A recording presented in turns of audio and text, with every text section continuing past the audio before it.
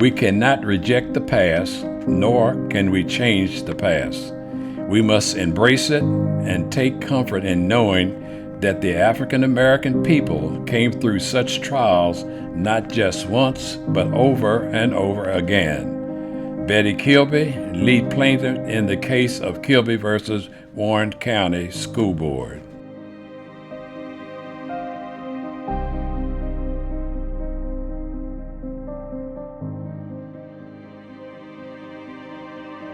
The Supreme Court of the United States ruled in the landmark case of Brown versus the Board of Education that in the field of public education, the doctrine of separate but equal has no place. After a year of appeals, the Supreme Court ruled in the case of Brown 2 that desegregation should move forward with all deliberate speed. While this was intended to provide a degree of flexibility to localities, it also opened the doors to countless delays and acts of segregationist resistance. The first court order to compel desegregation of a public school in Virginia was handed down by Judge John Paul at the federal courthouse in Harrisonburg, Virginia. On July 12, 1956, in the case of Allen versus Charlottesville School Board, Judge Paul ruled in favor of 12 black students seeking admittance to Venable Elementary and Lane High School. At a time when many other judges found excuses for delay in the Brown 2 decision, Judge Paul found that equal education for the student plaintiff outweighed the so-called implementation concern of the Charlottesville City School Board. The NAACP attorneys who brought forward the Allen case were Oliver Hill and Spotswood Robinson. As the two were leaving Judge Paul's chambers in Harrisonburg, Hill remarked to Robinson, "I think we've got ourselves a real judge here." I just remember going in the courthouse with my mother, NAACP, doing the whole court case with Judge John Paul. And that name just have stayed with me over the years. I remember my parents and folk talking about Judge John Paul. 1 month after Judge Paul's decision, a special session of the Virginia legislature convened in Richmond in order to pass a number of massive resistance laws aimed at preventing racial integration. Of course, the governor at that time, I think was Governor Almond, he proclaimed that there would never be an integration of schools, that before that would happen, he would lose his right arm. That integration, mixing of the races in great areas of Virginia would absolutely destroy public education. 2 more years of court appeals swept by before the showdown over massive resistance finally burst into public view. Warren County was one of 17 school divisions in Virginia without a black high school. African American students were forced to attend schools outside of the county, and those schools were provided with only secondhand materials. The problem with the daily commute was they gave him the rickety old buses, and the bus broke down on the side of the road. They would wait until the white bus driver went home from school, took his load home, went home, ate his dinner, and then he came after the African American children. They were on the highway until almost they didn't get home until almost midnight. You get home and your parents would be standing there with their arms crossed, oh my God, what took so long? Oh, well, the bus broke down again. Because we were getting old school books from, books that came from the white kids' school. They'd pass them on down to us, and that's what we had. We had to always take the secondhand things, and our parents just wanted it better for us. The case of Kilby versus Warren County School Board was brought forth by a black parent named James Kilby on behalf of his children and several others in the Front Royal community. Betty Kilby's father was one of the main leaders that started this. He had said that he did not want his children to have to go like 60 or 70 miles to Manassas School when we have a school right here in Warren County. I mean, he felt very strongly. I pay taxes. My kids should be able to go to the schools. And he started having little meetings, and parents would come around and listen to him. And of course, what parent wouldn't want that child to have a better education and not to have to go, that distance? In the spring of 1958, Mr. Kilby retained Oliver Hill and Spotswood Robinson. All of a sudden, Oliver Hill saw a solution to his problem. And one of the things that he told him, he said, if I take this case, he said, once you're committed, you're going to have to stay with it. We filed a petition on August the 29th, 1958. And he wrote the letter, and then it went before Judge Paul. Such a stand in a small Virginia town was going to create tension and animosity. Anyone who was associated with the case faced backlash from those who resisted integration. Ann Marks, who was the daughter of one of the people that was helping us, her and I, we would go walking around the streets of Harrisonburg. She was younger than me. She was white. And so one day she decided that we should go to lunch. And we walked into this restaurant, and they called me the N-word. He told her, you can stay, but that N has to go. And so we couldn't stay in the restaurant to eat. So after that, they made us sit in the back of the courtroom. I had received so much harassment while I was at the University of Virginia because of the fact my name was a duplicate of the judge who was integrating the Charlottesville schools. On September 4th, 1958, Judge Paul ruled in favor of the black student plaintiff and ordered their admittance to Warren County High School. 8 days later, Governor Lindsey Almond forcibly closed the school. We got notice that they had closed the high schools. I got a telephone call. I was at work, and I got a telephone call that I had to go up to the school and clean out my locker because they had closed the schools. When the 21 black students walked up to the hill to Warren County High School, they were met with closed doors and ongoing resistance. So we went back down the hill and went back and got in the car and left. The following week, Governor Almond closed Venable Elementary School and Lane High School in Charlottesville in order to prevent the admittance of 12 black students. The governor decided to close the schools in Charlottesville in 1958. And then we couldn't even actually go to the school. So we just a lot of time just sitting at home because of the rulings that had passed down where they did not allow us to go into the county school. I had nightmares that I was running after the school bus, but the school bus didn't stop to pick me up. I got to the school building and I couldn't find my locker. And then I would wake up and no, I wasn't going to school. I had no school to go to. We were only young children, did not know half of what was going on, but all we wanted was an education. Black churches and organizations such as the NAACP responded by finding alternate schools for the black students to attend, while Hill and Robinson fought against the school closures in the courts. Unlike their black counterparts, white families were able to use state tuition grants to form a private academy in Front Royal. They had built another school for the white kids. Bill, you're a senior in high school? Yes, sir, that's right. You attend a private school? Yes, sir, I do. We built Mosby Academy for them to attend school, whereas you could not build a high school even for the black students here. The school closures lingered on through the winter until the state Supreme Court and the Federal Court of Appeals issued simultaneous rulings declaring massive resistance to be unconstitutional.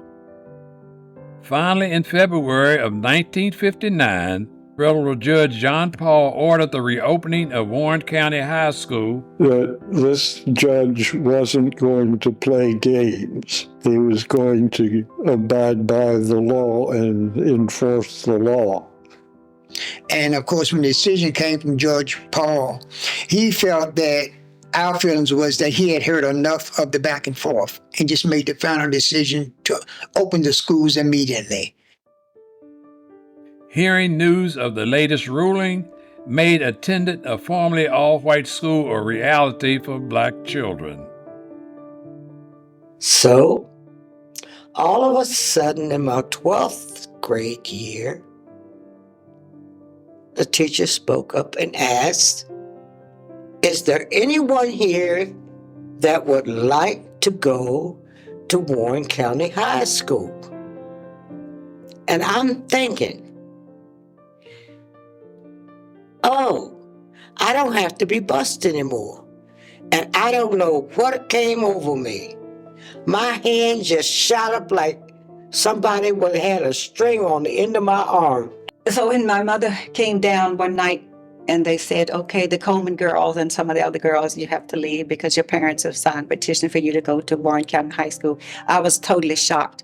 And you would know, I was scared because that was a whole different world for us. I was shocked because our parents, back in the day, your parents never asked you, did you want to go? So when I went to visit my cousin up to Bentonville, and she said, your name was in the paper, you're going to the white school. No, I'm not either. Next thing I know, well, we're going to school. We're going here. Warren County High School was forced to open its doors for the 21 black students on February 18, 1959. The night before that we were supposed to go to the school, I was standing at the kitchen sink and I was washing dishes when shots was fired at the house. And I woke to my mother slapping me on the face because she thought I had gotten shot. But the next morning when we got up, I told my mama that I was sick.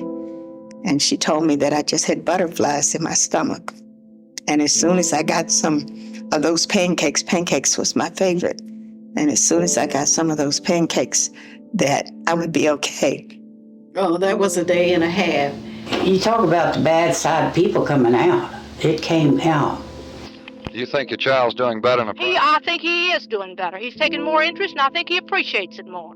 And do you intend to keep them there? I absolutely do. They let us off at the foot of the hill and we had to walk past the crowd and up the hill to the school. And my brothers was in the car with me. And when we got out, this one white woman, she yelled, "We're going to kill all you little niggas." And I was only 13 and I was scared. And then my brother Jimmy pushed me in the back. But I began to recite, "The Lord is my shepherd, I shall not want." And then I skipped down to, "Yea, though I walk through the valley of the shadow of death." And after that, I wasn't afraid anymore. I think every military person that was in the world was there. They had, I guess it was the Coast Guard, they had police, they had military people, because they weren't sure what was going to happen, because they hated us. All our parents said to us was, do not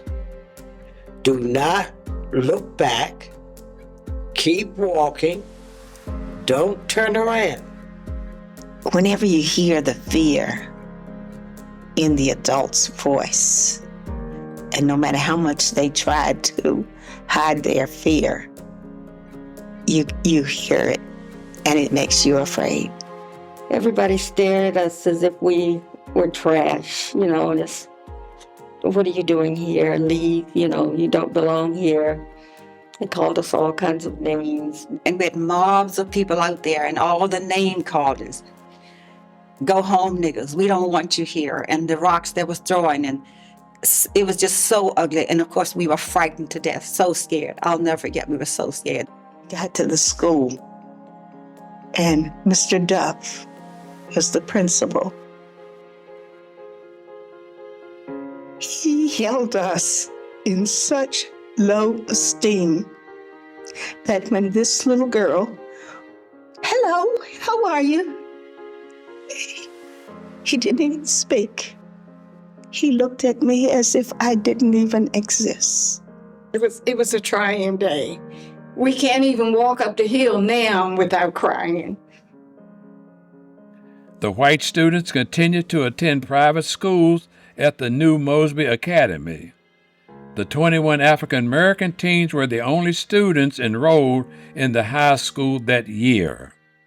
And we were by ourselves. It was 21 or 20 kids in a whole big school with a few teachers.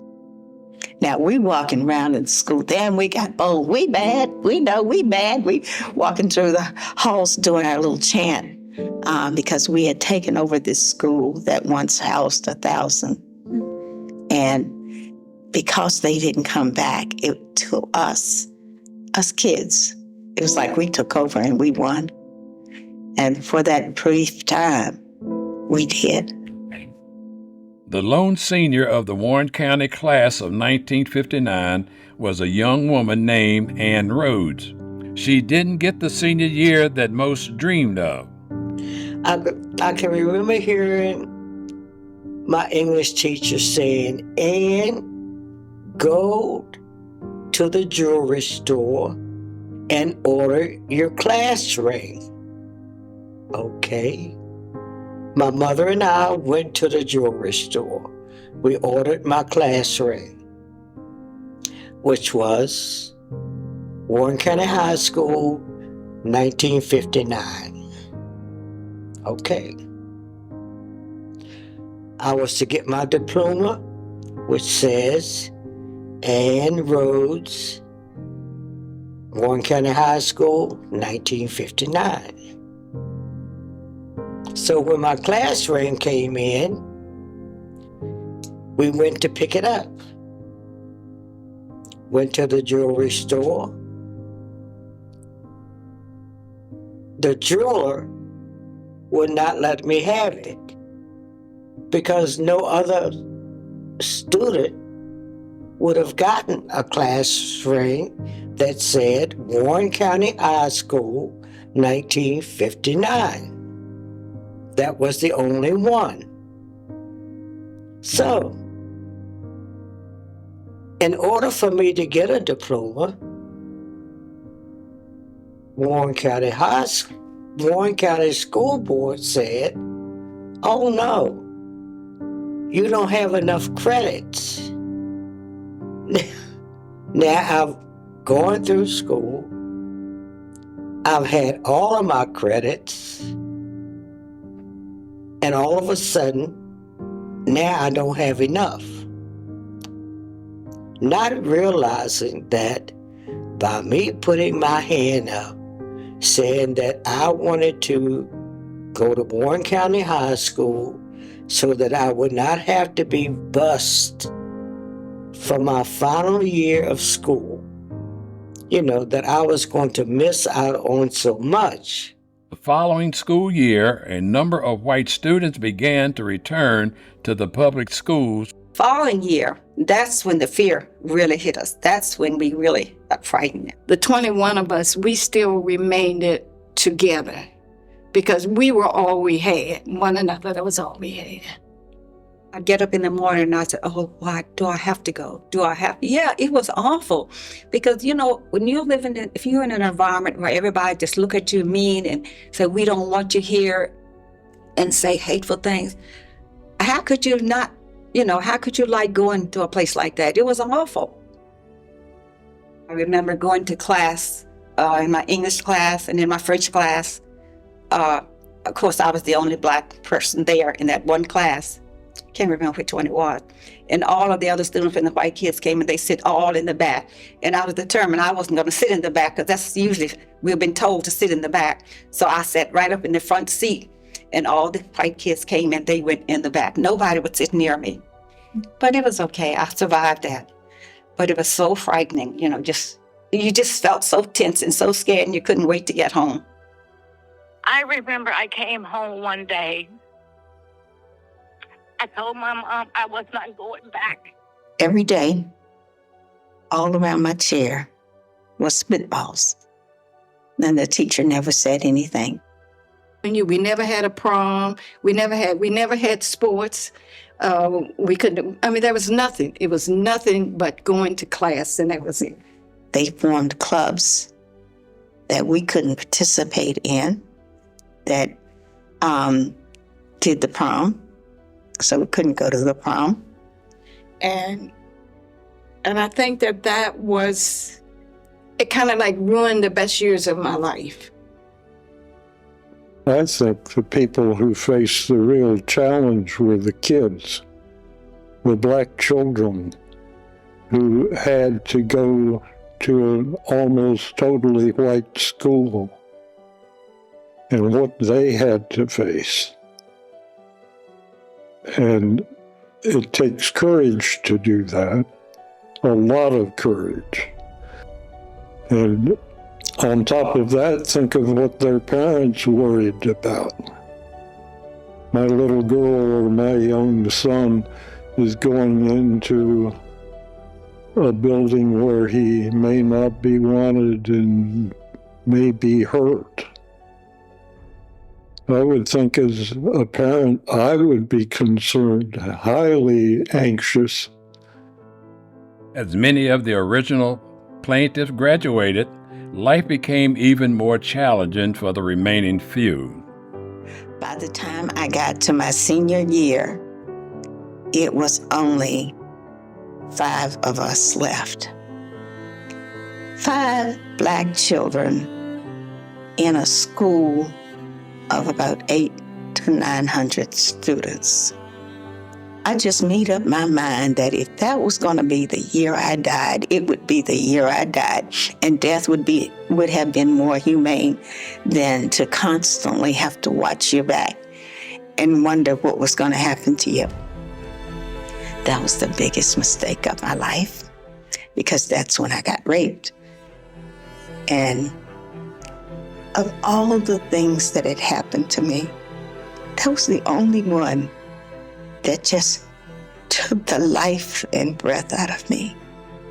And it was so hard for me to recover from that. And I wasn't eating, I wasn't sleeping, and I ended up in the hospital.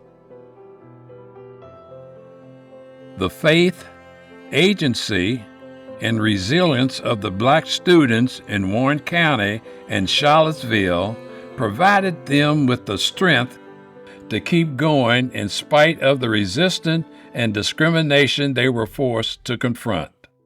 And one day, this little girl, she looked at me and I was doing this as I was walking down the hall. And she looked at me and she wanted to know what I was doing. And at that point, I was being taunted. So I told her God was holding my hands. And she called me a stupid girl. And, just keep your distance, be respectful and keep going. That's what my mother would say to us. Deserve to be there just as well. She would say things like that, just as well as the white kids. This is your school here. This is your county. And she would tell us we got to get up and go. People would always accuse me of smiling a lot. So I think maybe a smile, and even today, sort of maybe offsets some of the negativity. But I would talk to God so that I could have God's protection. And they had taught us, if God be for you, then you've got the big man upstairs watching over you. I tried. When I was there, I tried. I held my head up as much as I could, and I did. And even though it hurt so bad, you'd swallow and hold your head up, but it hurt. It's very scary. You just hated being there. And I now understand how soldiers feel. It is a battle. And so you go back every day, whether you want to or not. Many years passed before Warren County acknowledged the accomplishments of the only senior in the class of 1959. And the only way that I got it, my high school diploma, was 19 years later. The black students at the forefront of school desegregation paid an enormous price. As the children grew, so did their understanding of the necessity of such a sacrifice. I can say that the one good thing out of all of it is my children. They did not have to go through what I had to go through. That is the one reason, I guess, behind all of it. That is the reason that I held my hand up, that I wanted to go to Warren County High School.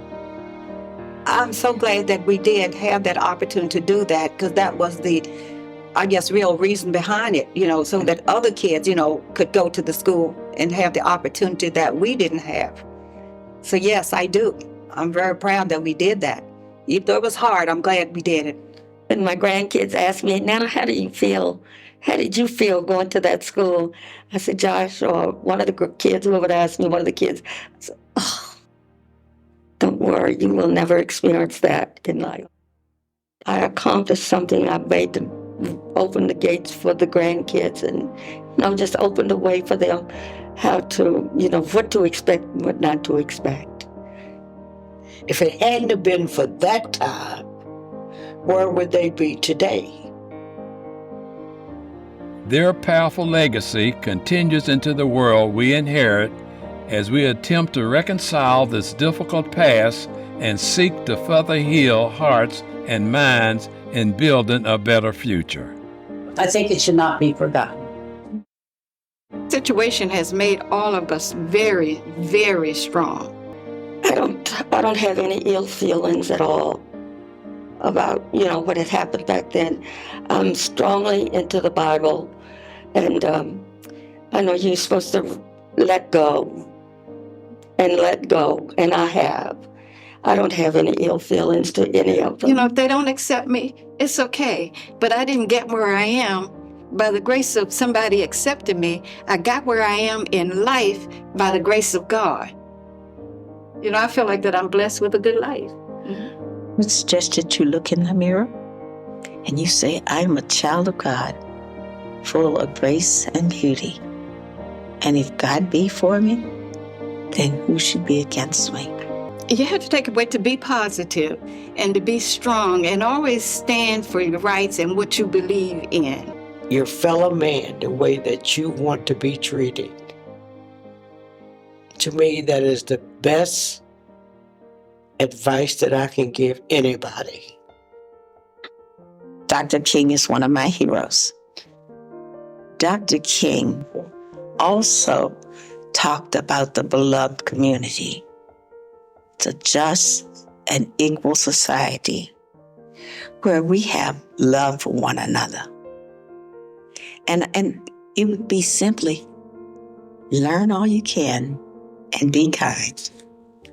These courageous students were willing to stand alongside daring attorneys who sought justice before principled judges within the courtroom of democracy. We tend to talk about the lawyers and how great they were, or we talk about a judge and how great his decision was. But no, I still think it's the children that were the real heroes.